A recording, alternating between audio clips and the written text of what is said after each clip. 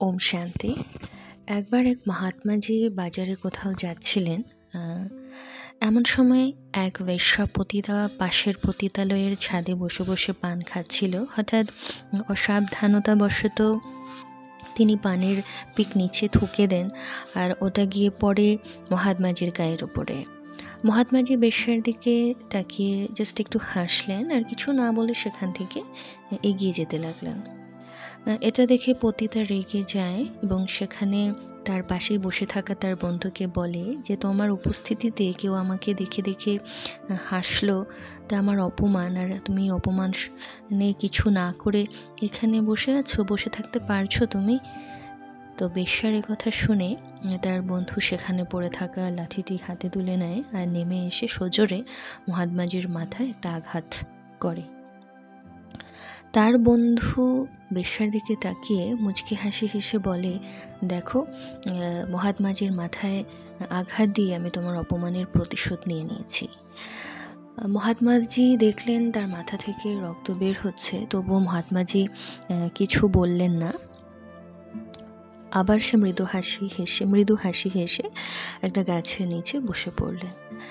আর বেশ্যার বন্ধু হাসতে হাসতে ফিরে গেল। সে যখন ঘরের সিঁড়ি দিয়ে উঠছিলেন, তখন তার পা উপরের সিঁড়ি থেকে পিছলে যায়, আর সে নিচে পড়ে যায় আর মারাত্মকভাবে আহত হয়।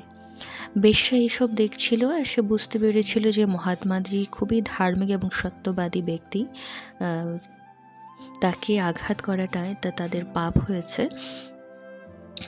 সে নেমে এসে মহাত্মাজির কাছে গিয়ে তার পায়ে পড়ে বললেন, মহাত্মাজি, আমাকে ক্ষমা করে দিন। আমি আপনার কাছে আমার বন্ধুকে পাঠিয়েছিলাম যে সে আপনার মাথায় আঘাত করেছিল, আমাকে ক্ষমা করে দিন।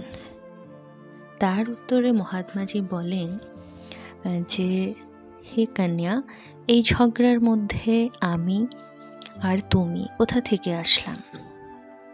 এই ঝগড়ার মধ্যে না তুমি আছো না আমি আছি। এই ঝগড়া তো আমার বন্ধু আর তোমার বন্ধুর মধ্যে হয়েছে, এতে তোমার আর আমার কোনো দোষ নেই। এটা আমাদের বন্ধুদের মধ্যে মারামারি হয়েছে। তোমার বন্ধু তোমার অপমান যেমন সহ্য করতে পারেনি, তেমনি আমার খোদা দোস্ত, আমার ঈশ্বর, যাকে আমি আমার পরম মিত্র বানিয়েছি, তারও আমার অপমান সহ্য হয়নি। কাজে এতে তোমার আর আমার কোনো দোষ নেই।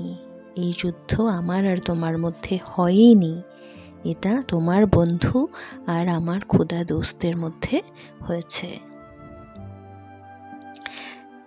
ঈশ্বর খোদা দোস্তের ছত্রছায়ায় এভাবে দেখুন আমাদের জীবন সম্পূর্ণ সুরক্ষিত। সেই পরমাত্মাকে যদি আমরা খোদা দোস্ত বানাই, তাহলে আমাদের ভাবনার কাজও সেই খোদা দোস্ত করে নেয়। ওম শান্তি।